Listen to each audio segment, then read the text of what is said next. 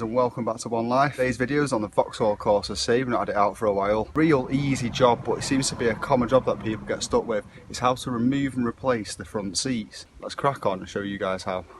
Alright guys, Vauxhall Corsa C, how to remove the front seats. First thing you got to do is go to whichever side you want to take a seat out. We're going to do it on the passenger one for the video. And get your doors wide open as it'll go. First thing you got to do is put the seat on all the way to the back and have a look down here, sort of where your little lever is to move it back. And you'll notice straight away you've got a bolt here, and on the other rail on the other side, a bolt there. The Torx nuts, I'm going to give you the size of them in a minute. The first thing we're going to do is loosen both of these bolts off, and then we can slide the seat forward and loosen the back ones. What I'd do is just take the tightness off it, but don't take them out, so the seat stays in position while you slide it forward to do the back ones. Also, we have an electrical connection, which I think's for, I don't actually know what that's for. I think it's for an airbag or a seatbelt sensor or something. This car doesn't have seatbelt sensors, but whatever it's for, we need to take it off. Push to open. I think these slide out. Oh no, they just pull out. So you push the yellow button to open it, and you just pull the whole unit out like so. It's cable tied there, so we might have to cut that cable tie.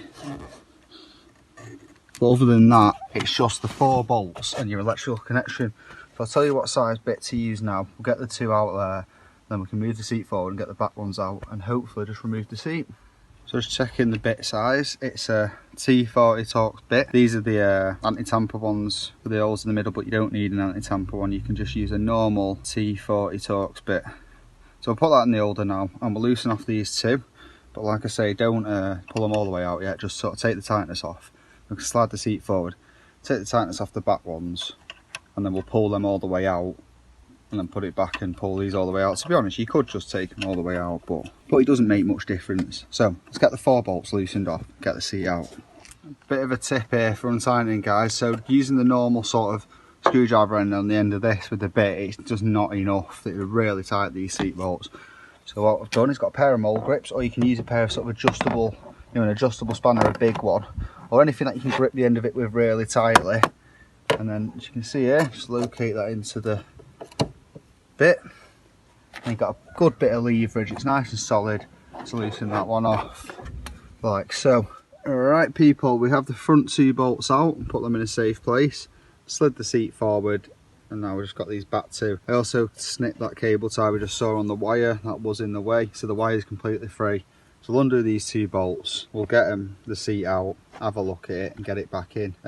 Guessing a lot of the reasons you might be doing a job like this is either your seat's ripped badly, so you just want to replace it, or if you're changing it for leather, which is a common upgrade. This has got the cloth seats in here, so it'd be good to do it to this one day. But it's a dead easy job, something you can definitely do yourself at home. So we've got all 4 bolts out, but something I failed to mention was this seat belt here. It connects to the seat on this. Sometimes they sort of connect down here to the frame of the car, but this one goes straight to the seat. So plastic trim here, as you can see. Get some 2 fingers behind it, dead easy, pull it off, and you've got a seat bolt mount here. It's the same size bolt, it's going to be very, very tight.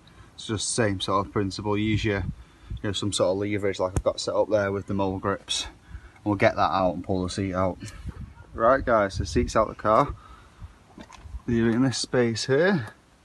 Bit of a mess, please ignore that. And obviously you've got your mounts here where the seat come out. So if you're getting your new seat now, it's just be a case of simply placing it back into position. Stick the 4 bolts in sort of loosely first, just so you line it up right. And when you're happy with that, you can tighten it all up. Put your seatbelt mount, the bit we just looked at, back on. Make sure you do that, it's important. And then lastly, put that electrical connection back on. It's either a seatbelt tension or something to do with the airbags, or a seatbelt release, like a pressure sensor, but I don't think it's that, because these cars don't have a seatbelt alarm as far as I know. So let's get the seat back in and end the video. So the seat's back in, just as it starts to rain.